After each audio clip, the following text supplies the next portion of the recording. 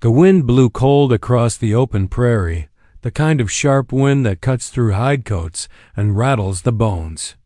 The sky hung heavy and gray, a storm brewing the likes of which the land hadn't seen in years. Snow drifted sideways, rolling. Low across the frozen earth, clinging to fence posts and dry mesquite like ghostly fingers. Out there, in the middle of that wild storm, a lone rancher tugged his coat tighter, his breath steaming white in the dim light of evening. His horse snorted and stomped against the cold, but there was no turning back. The rancher had been caught. Too far from home, miles away from his cabin. When the blizzard swept down sudden from the north, he had known winters here could be cruel, but this was different. The horizon vanished into a white blur, and each step felt heavier than the last. The thought of shelter was the only thing keeping him upright. He pulled his hat low, shoulders bent, pushing against the weight of the wind, but his body shook from the chill. His ranch was still hours away, maybe longer in this storm, and he doubted he could make a dot as the storm howled. The rancher thought of the cattle he had left behind, scattered along the open range. He could almost hear their distant cries in the wind, though he knew it was only his mind playing tricks. Survival came first, he told himself. He had seen strong men frozen solid trying to outmatch weather like this. His father used to say that pride was a fool's coat against the cold, and he felt the truth of that more with each step. The snow thickened, falling in sheets now, burying the land so quickly it erased the trail beneath his boots. He cursed under his breath, knowing he was lost. He turned his horse toward a dim shape in the distance, some shadow against the blur of white. It might have been a line of trees, or a ridge, or nothing at all. Hope was all he had left, so he pressed forward. Then, through the roar of the storm, came a voice, sharp and clear, carried by the wind as if the blizzard itself had spoken. "Rancher, we are shivering. Get in my shelter now." The words startled him, for he hadn't seen another soul in hours. He jerked his head up, blinking the snow from his eyes, and there she was. A woman stood ahead, her long hair dark against the snow, her frame wrapped in a blanket woven with the colors of the land. She was Apache, one of the neighbors who lived in a small camp beyond the creek bed. He had seen her before at a distance, always proud, always watchful. Now she looked at him without hesitation, her voice firm though the storm clawed at them both. For a moment, the rancher hesitated. Pride told him to push on to find his own way home, but his frozen limbs betrayed him. He could barely feel his fingers on the reins. The woman's eyes held no question, no doubt. They held command, and in that command was mercy. He urged his horse toward her, his body nearly collapsing as he reached her side. The woman wasted no time. She caught his arm, steadying him, guiding him toward a low shelter made from wood and hides, half buried against a rocky slope. Smoke curled from a small fire pit outside, nearly smothered by snow, but the promise of warmth seeped from within. Inside, shadows danced on the walls as the fire cracked, casting a glow that seemed almost heavenly against the icy dark beyond. Rancher stumbled through the doorway, boots heavy with ice, breath rattling in his chest. She shut the hide flap behind them, and the storm became a muffled growl. The sudden warmth struck him hard, and he nearly collapsed at the fire's edge. He pulled his gloves off, staring at his hands, red and raw, shaking from the cold. Woman placed a clay cup of steaming broth into his trembling hands. He didn't ask what it was, nor did he care. The heat seeped into his fingers as he raised it to his lips, the taste sharp but life-saving. You would not have lasted much longer out there, she said quietly, her eyes fixed on him. He nodded, too weary to speak. His body thawed slowly, though his mind stayed sharp. He wondered why she had helped him. Their worlds had always been close but separate, the ranchers and the Apache, each watching the other with caution. Yet here he was, saved by her shelter. When his own strength had failed, the fire popped and silence settled heavy between them. Outside, the storm still raged, its howl seeping through the cracks of the shelter. The rancher knew he owed her his life, and such debts weighed heavier than gold in these lands. As his strength returned, he noticed other shapes in the shelter. A child wrapped in furs slept near the fire, and an older man with deep lines on. His face sat quietly, sharpening a knife with slow, steady strokes. The rancher realized this was no chance meeting. He had stumbled into something more than just refuge. The woman's eyes never left him, steady and unreadable. "The storm will not pass quickly," she said, her tone even, though something lingered beneath her words. "You will stay here until it does." He shifted uncomfortably, the weight of her gaze pressing on him. He felt like a trespasser, though he had been invited in. Gratitude warred with unease. He was used to fighting storms alone, but this storm was bigger than pride. The hours passed, and though the fire gave warmth, the rancher sensed another kind of chill in the air, one not born of the storm. The older man kept sharpening his knife, never once speaking, and the woman busied herself with tending the fire, her movements deliberate, her silence heavy. Something unspoken lay between them all, like a secret waiting for its time. The rancher felt it pressing closer with each flicker of the flames. The storm outside might have driven him here, but something inside told him his real trial had only begun. He looked toward the woman, ready to ask why she had risked herself to save him. But before he could speak, the flap of the shelter rattled violently. A gust of snow burst in, and a shadow filled the doorway. The firelight caught the figure's outlined broad shoulders, a rifle slung across the chest, snow dripping from a weather-beaten hat. The stranger stepped inside without a word, eyes narrowing as they fell on the rancher. The shelter grew tense, the air thick as silence clamped down. The rancher tightened his grip on the empty cup, his heart pounding hard against his ribs. The storm outside no longer seemed the greatest danger. The woman stood tall, her eyes flashing with something fierce as she faced the stranger. The rancher could not yet tell if the man at the door was friend, foe, or something far worse. All he knew was that the night had turned, and whatever came next would decide far more than shelter from the cold. The stranger's boots crunched on the dirt floor as he stepped fully into the shelter. Snow slid from his coat and hat, pooling at his feet, and the air seemed to tighten around him. He carried the storm inside with him, his presence heavy and unyielding. The rancher felt the warmth of the fire dim, though its flames still licked. "Hi." The woman's back straightened, her hands firm at her sides, and the older man with the knife paused only for a breath before returning to his slow, deliberate sharpening. The rancher kept his eyes on the stranger, noting the way his hand hovered near the strap of his rifle.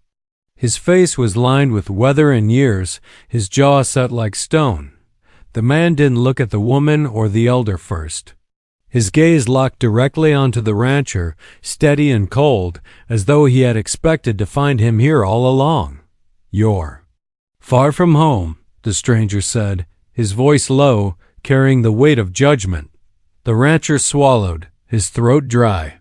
He opened his mouth to speak, but the words wouldn't come. He wasn't used to being at the mercy of others, wasn't used to explaining himself. Yet here he was, seated near a fire that wasn't his, wrapped in the shelter of people whose trust he had never earned. The woman stepped forward then, placing herself between the rancher and the armed figure. Her voice was calm, but there was no mistaking the steel within it. "The storm drives men where they do not choose to go," she said. "He was freezing. He stays." The stranger's eyes flicked to her, narrowing slightly. He did not argue, not yet, but his silence was heavier than any spoken word. He moved to the far side of the fire and sat, laying his rifle across his knees. The shelter felt smaller with him inside, the walls pressed close, and the rancher could sense the shift in the air, a silent current of something more than mere weather. The fire crackled on, casting long shadows that shifted with every breath of wind outside. The child stirred in his furs, but did not wake, his face peaceful against the storm's roar. The older man continued his slow work, the rasp of steel on stone keeping steady rhythm, as though nothing had changed. The rancher's thoughts turned inward. He had heard whispers about tensions growing in these parts, rumors of land disputes, and broken trusts between settlers and the people who had lived here long before. He had never involved himself in those quarrels directly, but he had not been blind to them either. Now, seated in this shelter, he felt caught in the middle of something larger than himself, something that had been building long before the storm. The woman crouched beside the fire, tossing in a small bundle of dried sage that sent a sweet, earthy smoke curling through the air. Her eyes met the rancher's briefly, and he thought he saw something there, worry, perhaps, or warning. She was not a woman who gave away her thoughts easily, but her gaze held weight. "Drink more," she said softly, handing him another clay cup, this one filled with bitter tea. "The cold lingers even when the fire is near." He nodded, grateful for the warmth, though the taste was sharp against his tongue.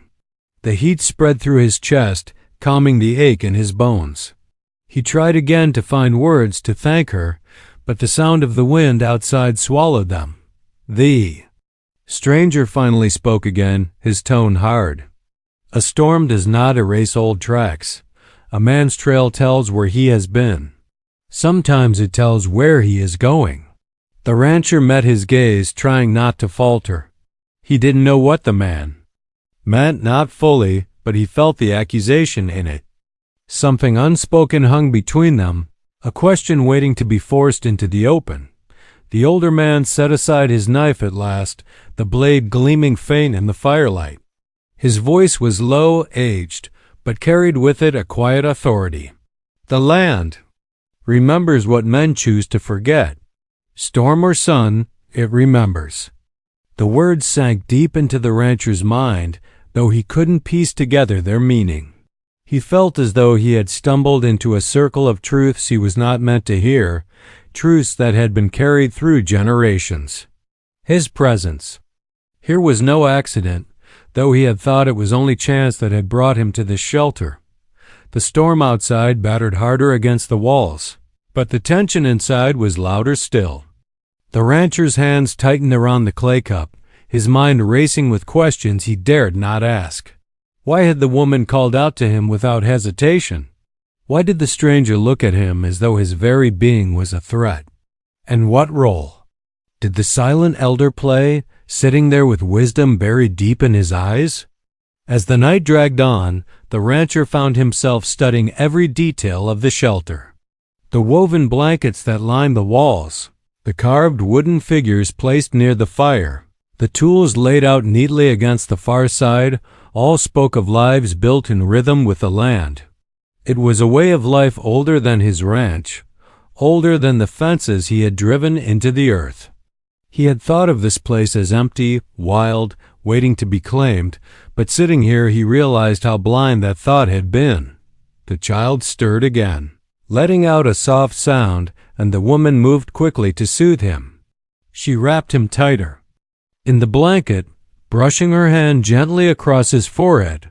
The tenderness in her touch stood in sharp contrast to the storm outside, to the sharp lines of the stranger's jaw. For the first time, the rancher saw her not only as the fierce neighbor who had saved him, but as someone carrying more weight than most could bear.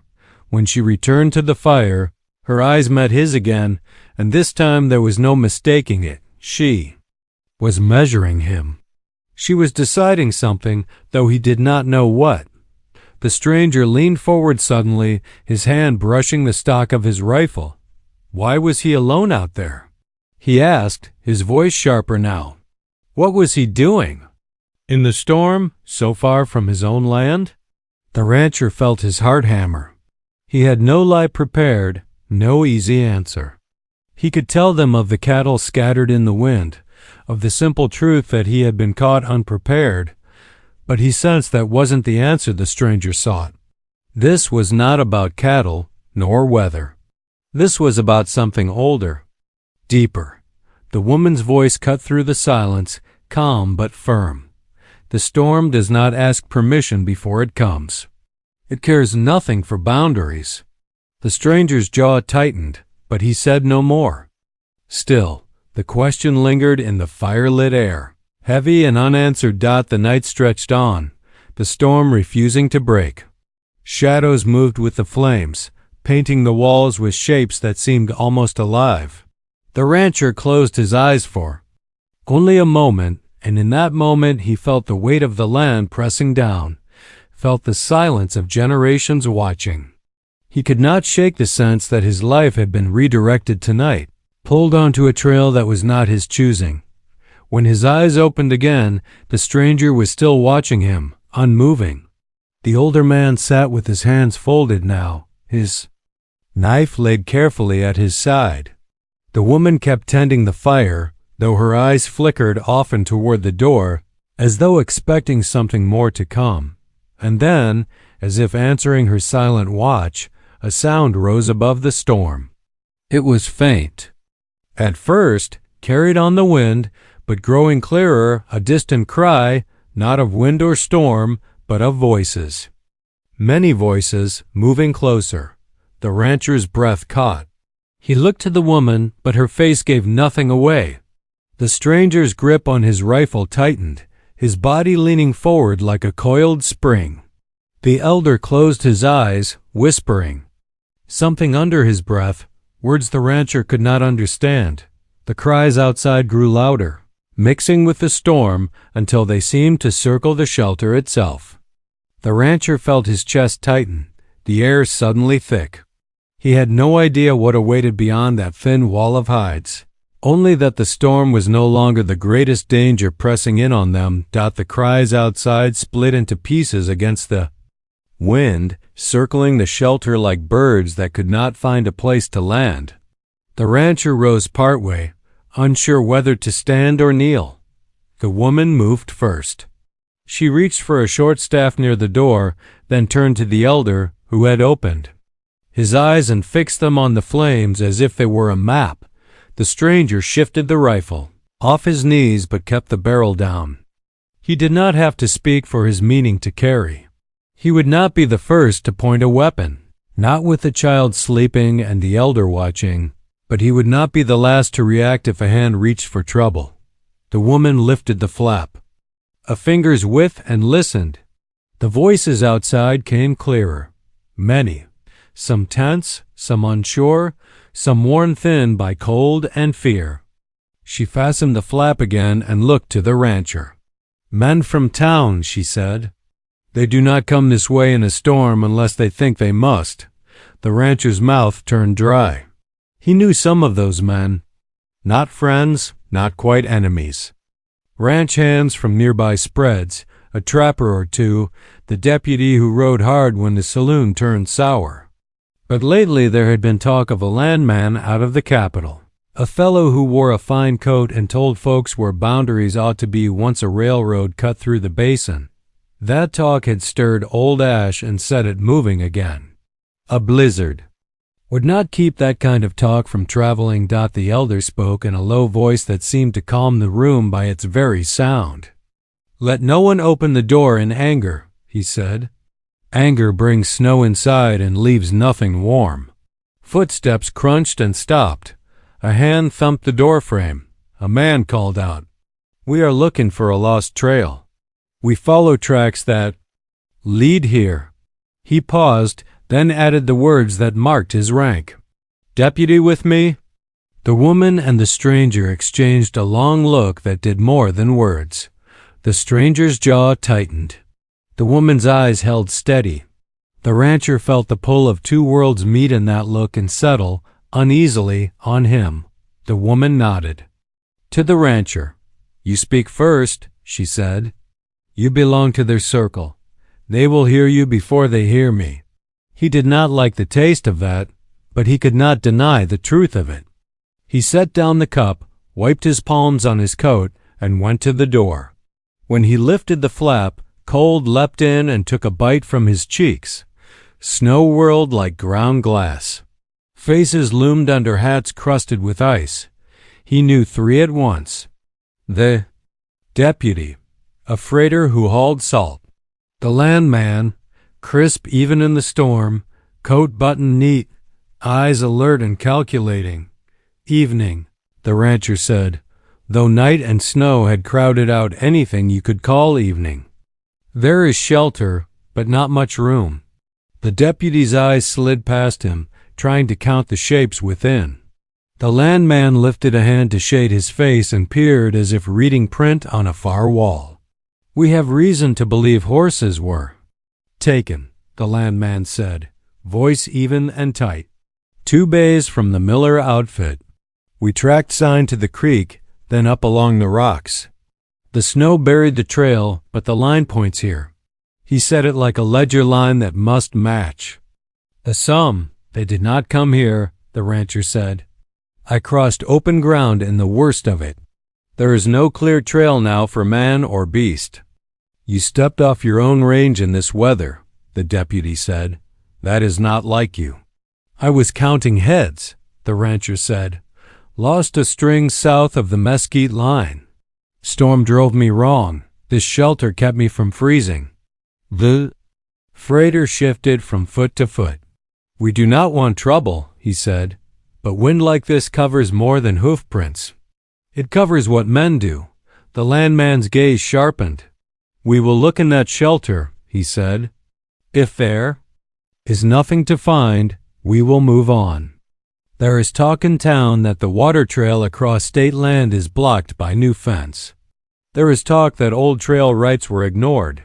We mean to set all that straight. The woman stepped forward then, pushing the flap aside so her face showed clear to the men. She did not raise her voice, but no one missed a word. No horses were taken here, she said. There is a child asleep and an elder who cannot walk far in this cold. This shelter held them before it held the man you see. The storm brought him. We let him live, that is all. The deputy looked from her to the rancher and back again. He knew her by sight. Most did.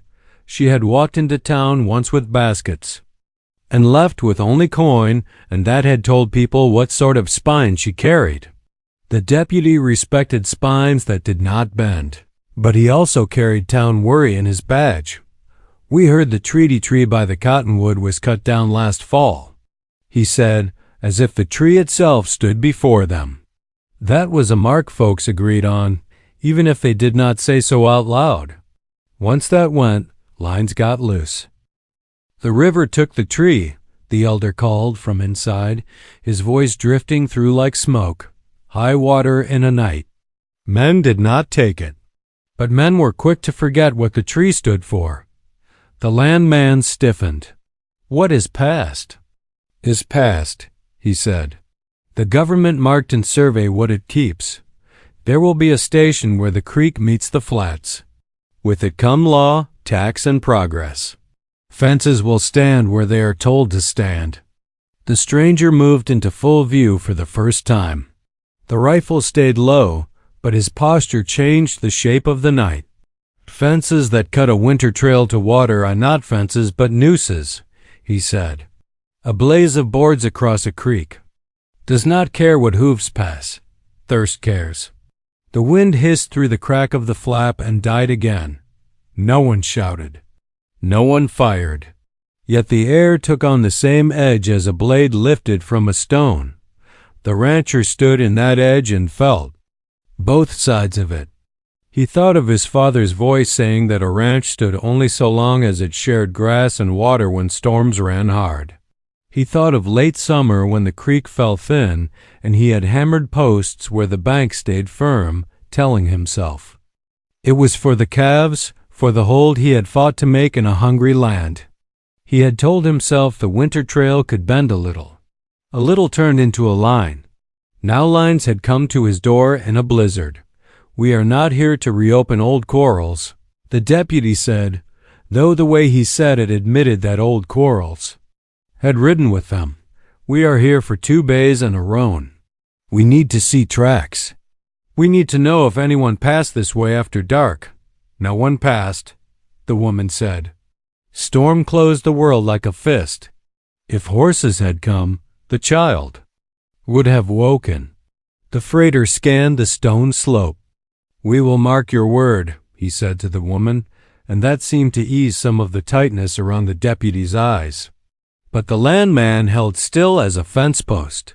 He looked at the rancher and did not blink. You put posts on stake ground, the landman said. We will move them come thaw. There will be a fee. The fee will not be small. The rancher tasted every grain of that sentence. He wanted to say he would move the fence line himself when the ground loosened. He wanted to say he had been wrong about the winter trail. He wanted to say the truth out loud before the storm could swallow it. But the stranger's gaze found him, and in it he read this much at least. Speak to fix what is yours to fix, but do not trade the roof keeping a child warm for a few words in the mouth of a man who will ride away clean. The woman lifted her chin. Take your men and ride the creek bend, she told the deputy. You will find a drift log wedged under ice the size of a bull. Where the roan tried to cross upstream, the ice broke. The rest went east. They did not come here. How would you know that? The landman asked, but she did not answer him. She spoke again to the deputy. When the storm began, I stood on the ridge above the cottonwoods and watched the clouds crawl, she said. You think wind blind, but wind sees. I read it. That is why the shelter has wood enough for 2 nights. That is why the child sleeps. Ride east. The deputy weighed this. He knew his men were burning light and heat just by standing. He knew tempers got short when fingers got numb. He knew the woman did not talk more than needed. He tipped his hat. We will ride the bend, he said. If we find the bays, we will bring them down valley and tie them at the old corral. If not, we return. He looked at the rancher.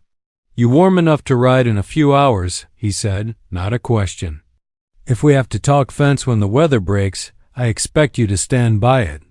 I will stand by it, the rancher said, and the words felt like a stake set deep. The deputy turned and gave a low call. The riders pulled from the lee of the rocks, shapes in slanting snow, then moved off toward the creek bend. The landman held the rancher's eyes one more count, as if to fix the face to the ledger page he would one day fill, then wheeled his horse and followed. Soon only the sound of hoofbeats remained, a dull drum that folded into the wind and was gone. The rancher let the flap fall and leaned against the frame. He did not realize he was shaking until the woman put a hand on his sleeve. Sit, she said. The storm has a second breath before dawn. He sat, and the fire's light found his hands again. The elder watched him over the flames. The stranger set the rifle aside and worked the stiffness from his fingers. The child turned in sleep and settled. You saw the creek bend? The rancher said to the woman. It was not quite a question, not quite an admission. I saw where the wind would push hooves, she said. I saw where ice sounded hollow. The rest I guessed. They will find sign or they will not. Either way, they will think they had a choice to make and made it. The elder spoke. Choice is a story men tell after the river has already turned, he said, but it can still be a good story if it keeps a door closed against cold. The rancher felt a pull in his chest at that. He had always believed in choosing. He had chosen this land, hammered posts, counted calves, rode out in weather that pinned lesser men to their beds. He had chosen to believe he could bend trails a little without harm. Now he sat under a roof not his own, kept alive by people, whose trails had been bent by others for longer than his years. The recognition did not scold. It pressed down and made him honest. He turned to the stranger. You said a fence across winter water is a noose, he said. I will cut a gap when the thaw comes, a wide one. The cattle can drink. Your horses can pass. The stranger said nothing. The woman's eyes stayed on the fire. The elder rubbed his thumb against his forefinger, thinking some length of thought without words. Silence gathered, not comfortable, but not cruel. A new sound crept under the door. Not hoofs, not wind. A soft shiver of bells. The rancher looked up, puzzled. The woman rose and went to the door with speed and care together. She opened it a little. Snow skated in. She closed it fast, and when she turned, her face held a shadow the rancher had not seen there before. "What is it?" he asked. "Sleigh bells from the mission wagon," she said. "They come in storms to carry who will not live the night." The rancher's breath caught. He had heard the bells once as a boy when fever ran through a camp north of the plateau. The mission wagon moved with calm and a book, and sometimes with a shovel. It always carried a promise, but not the same promise for every road it took. The elder pulled his blanket closer. The child, as if hearing old music in a dream, stirred and whimpered. The stranger picked up the rifle but did not raise it. The woman stood very still, listening as the bells moved closer with a slow, steady ring that did not belong to panic or haste. It belonged to purpose. "Did they come for someone here?" the rancher said, but he already knew the answer was not about this shelter alone. The mission came when word ran ahead of the storm and drifted down valleys, when a rider reached the mission porch and spoke a name that carried, whose name had been spoken now.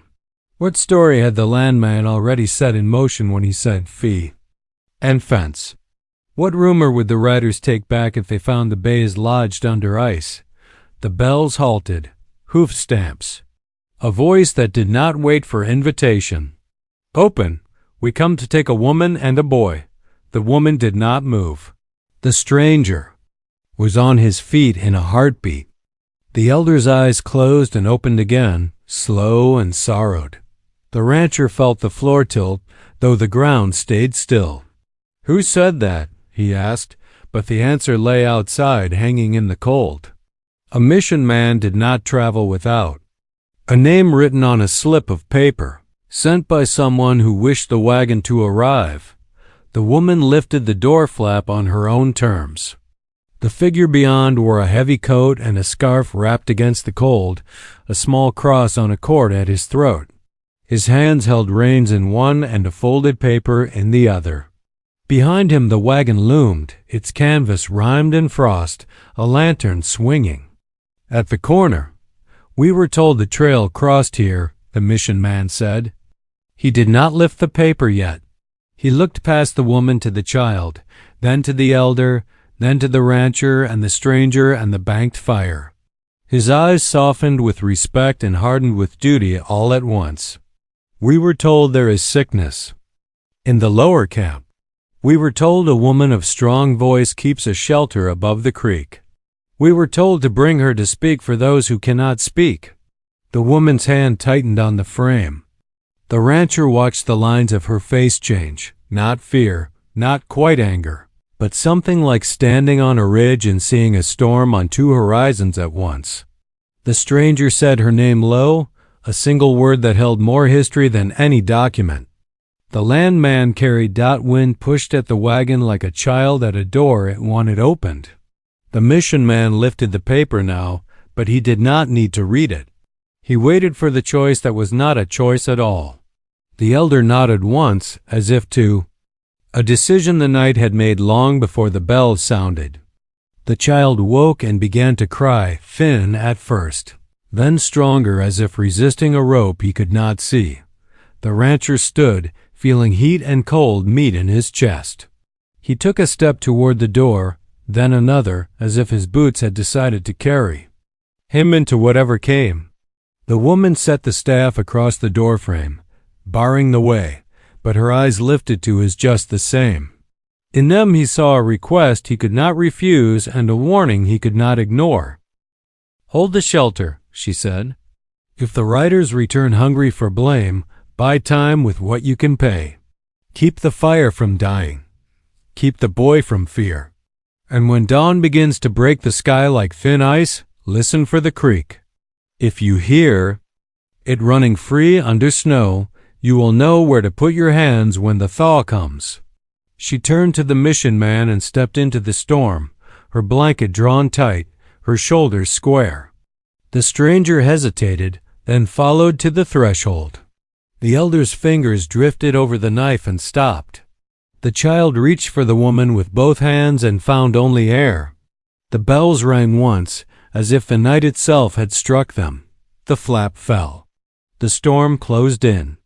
The rancher stood with the staff's wood under his palm and felt the grain like a line on a map he had not learned to read. Outside, wheels creaked, hooves stamped, voices rose and fell. Inside, the fire breathed, the elder's gaze held him. Still, and the child's cry painted the air with need. Somewhere down the valley, the creek worked under its lid of ice, patient and unstoppable. Somewhere up the ridge, riders bent their heads into the wind, moving toward a bend they had been told to trust. The rancher knew the night would carry them all to the place where lines meet and do not forgive easy mistakes. He also knew the storm had one more turn in it, the kind that slams doors and tests promises. He set more wood on the flames and listened hard for the first faint crack that tells a river. It is time to run. The storm dragged on, hour after hour, as if the night itself had no wish to end. The rancher stayed near the fire, listening to the elder's soft breathing and the child's restless turning. The woman's absence pressed on him like weight on his chest. Every sound outside, every gust of wind that scraped across the roof, seemed to carry her name. He could picture her wrapped in her blanket, walking beside the mission wagon through snow that swallowed trails and voices alike. He told himself she was strong enough to outlast it, but strength alone was not always enough when storms mixed with men's designs. The stranger had not moved from the door since she left. He leaned there, rifle in hand, his eyes sharp and unreadable. At times he seemed to be waiting for her footsteps to return. At other times, his gaze burned into the night as though he expected riders to appear at any moment. The elder said little, but his silence was not empty. It was the silence of someone who already knew storms could break more than fences. The child whimpered and clutched the blanket tighter. The rancher tried to soothe him, awkward in his efforts, his hands better suited for reins and tools than for comfort. Yet the child's small fingers latched onto his sleeve and would not let go.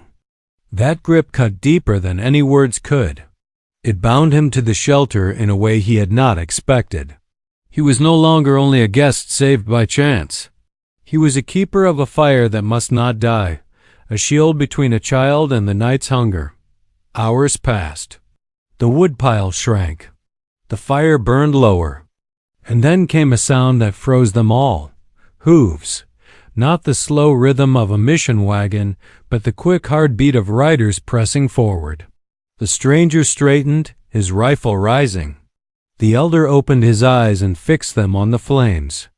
As though the fire itself would give warning, the rancher's heart hammered as the hoofbeats grew louder. He knew before he saw them that the deputy's men had returned. The flap of the shelter shivered as shadows passed across it. Then came the voice of the deputy, sharp and urgent. "Open up." The stranger held still, his jaw tight. The rancher moved before him, pulling the flap aside. Snow gusted in, blinding him for a moment. Through the swirl he saw the deputy, his face worn by wind, his coat heavy with frost. Behind him, the freighter slumped in the saddle, eyes hollow with cold. And further back, the landman sat his horse straight, his hat rimmed with ice, his gaze hard as iron. "We found the roan under ice," the deputy said, his voice grim. "The others broke east, but we found more than that.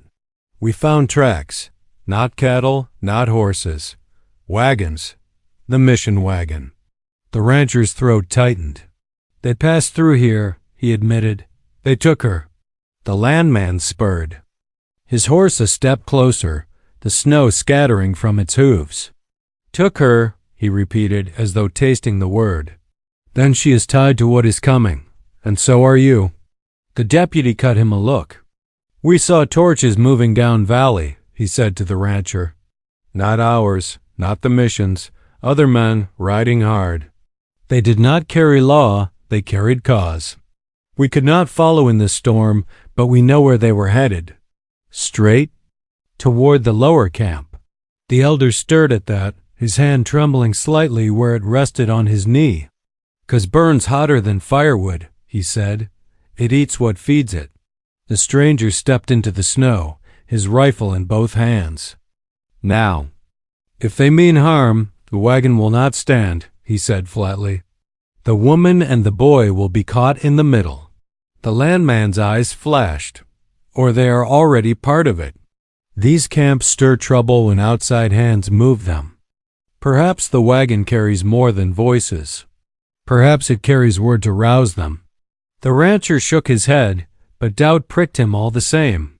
He had felt the pull of the woman's voice, the way her words cut through storm and silence.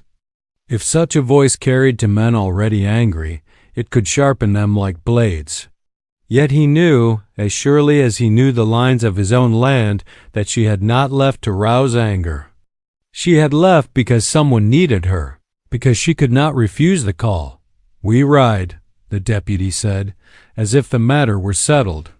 "If we wait until dawn, the camp will already be ash. If we move now, we may still hold it back." The freighter groaned. "In this weather, men will fall." "Then they fall," the deputy said. His eyes shifted to the rancher. "You ride too. You know the draws. You know where fire will spread if they light it." The rancher hesitated.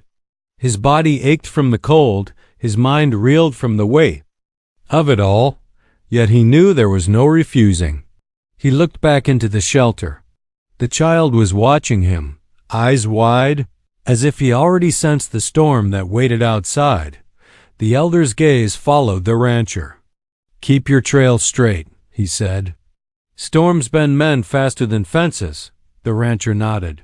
He pulled his coat tight, took his hat, and stepped out into the snow.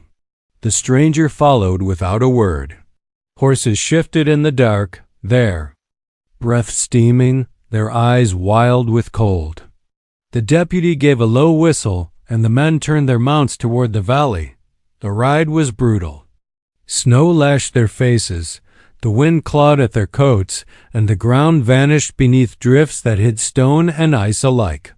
Hooves stumbled and caught, and more than once a man nearly went down. Yet they pressed on, driven not by choice, but by the weight of what lay ahead.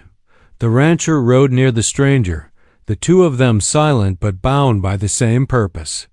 The landman rode apart, his coat drawn close, his face unreadable.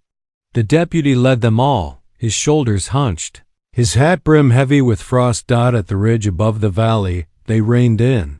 Below them, faint lights flickered through the storm. Torches, moving in a rough circle around the camp. The rancher's stomach turned.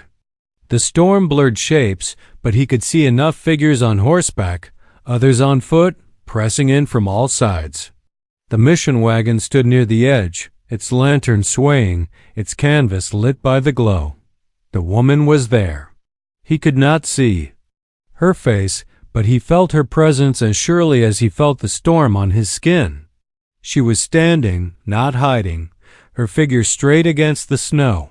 The deputy swore under his breath. "Too many. They mean to smoke them out," the freighter said. "Storm or no storm, fire will carry in this wind." The landman's eyes glinted. "Perhaps it is better to let it burn. Then there will be no more camps to stir trouble." The stranger turned his rifle toward him in a flash. "Say that again," he growled. The deputy barked. "Enough." He looked to the rancher. "You know this ground. If we ride straight, they will see us coming and cut us down. Where is the blind trail?" The rancher's mind raced. He remembered a narrow cut through the rocks, a draw that ran close to the camp. Dangerous in snow, near impassable, but it would hide them until they were almost on top of the torches. "There," he said, pointing. but the horses may not stand." "They will stand or fall," the deputy said. "We ride it." The rancher's heart pounded as they turned their mounts toward the draw. Each step slid and jolted, the snow giving way beneath them. Men cursed under their breath. The stranger rode steady, his rifle across his saddle, his eyes fixed on the lights ahead. The landman kept pace, his silence heavier than words. As they drew nearer, the sounds of the camp reached them. Shouts, muffled by the storm but fierce. The crackle of fire, faint but growing. And through it all, the sharp, clear sound of a voice rising above the storm. The rancher knew that voice. The woman's. She was speaking, not in anger, but in command. Her words carried strength, urging calm, urging reason. Yet the men with torches pressed closer, their shouts drowning her out. The draw narrowed, the walls closing in. Snow poured down from ledges above. One horse stumbled, nearly throwing its rider, but the man clung on. The rancher gritted his teeth and pushed forward. His lungs burned with cold, his muscles screamed, but he would not stop. At last they reached the ridge above the camp. From here the view was clear. The campfires sputtered in the snow, torches swung in angry hands, and men surged toward the wagon. The woman stood firm, her staff raised, her voice cutting through the storm. The child clung to the elder's side, his face pale, his eyes wide with fear. The deputy raised his hand, signaling them to wait. The rancher's heart thudded in his chest. The stranger's rifle gleamed in the firelight. The landman's lips curled into something between triumph and warning. Below, a torch flew through the air, landing near the wagon. Flames licked at the snow, sputtering, but trying to catch. The men roared louder, pressing in. The elder raised his arms as if to shield the child, but the rancher knew it'd not be enough. The deputy lowered his hand. "Now," he said. The rider surged forward, snow spraying, hooves pounding. The storm swallowed them, then spit them out at the edge of the camp. Shouts rose, torches swung, men turned in surprise. The rancher felt the world narrow to a single. Point the fire at the wagon's edge, the woman standing against it, the voices clashing in the storm. The night split open with chaos. Rifles lifted, shouts rang, horses screamed. The rancher's vision blurred with snow and flame, but one thought burned clear. This was the moment everything would break. The land, the fences, the trust between men and neighbor, the promise of survival in a storm. It would all be decided in the clash that had just begun. The charge broke the circle like a hammer through ice. Horses crashed into the line of men, snow and sparks flying in every direction. The storm howled, yet above the noise the woman's voice still carried, sharp and steady, holding its own against fire and fury. The torch that had been thrown near the wagon sputtered in slush, flames licking weakly before dying out under snow. The rancher felt a surge of relief, but it lasted. Only a heartbeat, for the riders had not come only to scatter. They had come to break something that words alone might not mend. The deputy fired a warning shot into the air. The blast cracked across the valley, echoing off the stone. For a moment the men with torches faltered, caught between the storm and the sudden appearance of armed riders. The freighter swung his reins and shouted at them to lay down their fire. The stranger fired a shot close enough to the boots of one man that the snow leapt up, sending him stumbling back. But still, the circle of anger held. The landman rode forward, his coat stiff with frost, his voice cutting. "This camp has stood too long outside the law. You ride here with fire, and you think to cleanse what was never yours to burn. Yet know this, the government claims the valley. Your torches mean nothing against a seal stamped in Washington." The words rang cold, empty of care for the lives shivering in the camp. The rancher felt anger rise like heat in his chest. He turned in his saddle and faced the landman. Paper does not feed cattle, he said. Paper does not give water when the creek runs thin. Men do. Neighbors do. The deputy seized that moment. Enough, he barked. You came to take horses, and you've lost them to the storm. You came to throw fire, and the storm smothers it. What you do now will mark this valley for years. Stand down. For a moment no one moved. The wind carried the sound of the child crying, high and thin from the wagon. That sound pierced deeper than any rifle crack. The men with torches shifted, uneasy, their anger faltering in the face of something more human. One by one, torches dropped into the snow, hissing out in steam and smoke. The woman stepped forward, her blanket tight around her shoulders, her staff planted in the ground. She looked at every man in turn, her eyes steady, her voice strong. This land remembers more than fences. It remembers who sheltered who in storm, who gave fire, who shared water. You came to burn, but you will leave knowing the storm spared you worse than fire ever could. The deputy lowered his rifle. The stranger stayed ready, but the tension in his shoulders eased. The freighter muttered a prayer under his breath. The rancher drew a long breath of frozen air and felt it burn all the way down, yet it steadied. The crowd broke apart, slow at first, then faster. Men turned their horses, trudged away on foot, their torches extinguished, their anger dulled by cold and words. The landman lingered, his eyes fixed on the rancher as though etching his face into memory. Then, with a curt pull of his reins, he rode off into the storm. Silence came back, heavy and wide. The storm had begun to break, the wind slowing, the snow softening into gentle fall. The fire that had threatened the wagon was gone, leaving only blackened slush. The elder stepped down, the child pressed close to his side. The woman lifted the boy into her arms and held him against her, whispering something soft that calmed his trembling. The deputy turned to the rancher.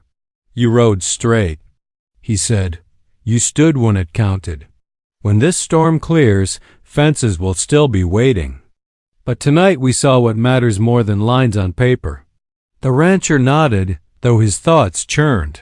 He had built fences to hold his cattle, to keep what was his. But tonight he had seen the truth of what the stranger said, that a fence across a winter water trail was not protection but a noose. He thought of his father's words, of neighbors depending on one another when storms pressed down. He thought of the child's hand clutching his sleeve in fear. Some lines could not be defended by posts and wire.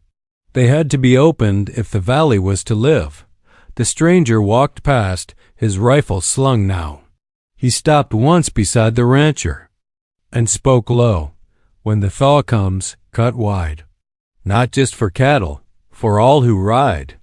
The rancher met his eyes and gave a slow nod. I will, he said. And he meant it. The freighter laughed bitterly. Storm near killed us, but maybe it saved us too. Fire burns fast, but snow smothers quick. The woman approached then, the boy still in her arms. Her eyes met the rancher's, and for the first time he saw something softer there, not trust. Not yet, but the beginning of it. You kept the fire, she said simply. That is more than many do. He looked at the boy nestled against her shoulder, then back to her. You gave me shelter when I had none. I owe more than fire. You owe only to remember, she said. When men forget, storms remind them. Do not wait for another storm. Morning broke slow and gray, the clouds thinning, the first light bleeding through. The camp stirred, fires rekindled, voices low but steady. The deputy and his men prepared to ride back to town, their horses weary but willing. The landman had vanished into the hills, but his shadow lingered in every thought of boundary and fee. The rancher stood by his horse, the snow crusted on its mane, the leather stiff with frost. He looked back at the shelter where he had first stumbled half frozen. He looked at the wagon, its bells silent now, its canvas frosted but whole. He looked at the woman, the elder, and the boy. They were not his blood, not his family, yet the night had bound them closer than some kin. He thought of his land, of the posts he had driven, of the line he had drawn. He thought of the water trail, of the creek that ran under ice, patient and unstoppable. He knew now that when the thaw came, his hands would not raise wire to block it. They would cut it wide, let it run, let it serve more than his herd alone. For survival in the valley was not about fences. It was about neighbors, about shared fire, about shelter given without hesitation. The deputy rode out first, his men following, their shapes fading into the pale light. The freighter gave a wave and muttered that he would haul salt another day. The stranger disappeared into the ridge, his figure sharp against the dawn, his purpose his own. The rancher mounted his horse, but he did not ride at once. He looked once more at the woman. She did not smile, but she gave a small nod, as if to say the storm had tested him and found him worth standing beside. That was enough. He turned his horse and rode toward his land, the wind easing, the sky opening. Behind him, the creek whispered under the ice, waiting for thaw, waiting for hands to choose what story it would tell Dot by the time he reached the edge of his range. The sun had broken free, casting long light across the valley. The storm's scars were plain drifts piled high, fences bent, trees snapped. But in the middle of that harshness, there was a strange peace. The land had been tested, and so had he. He knew what had to change. When spring came and the ice broke, he would take down the wire across the trail. He would open the water, not just for his herd, but for any who needed it. He would remember the child's grip, the woman's steady voice, the elder's quiet wisdom. He would remember that in the worst of storms, survival came not from fences, but from fire shared, shelter offered. Voices that refused to be silenced. Dot, as the horse carried him home, the rancher felt the weight of the night lift, replaced by something stronger than fear. Resolve. He had walked into the storm alone, but he would walk out of it changed. The land would still be harsh, men would still argue, fences would still rise. But he would not forget what the storm had shown. The valley held memory, the creek held promise, and the people who endured it all held the key to its survival. And so, with dawn rising clear and sharp behind him, the rancher rode on, the sound of the storm fading, the future waiting, the story of a night never to be forgotten settling deep into the land.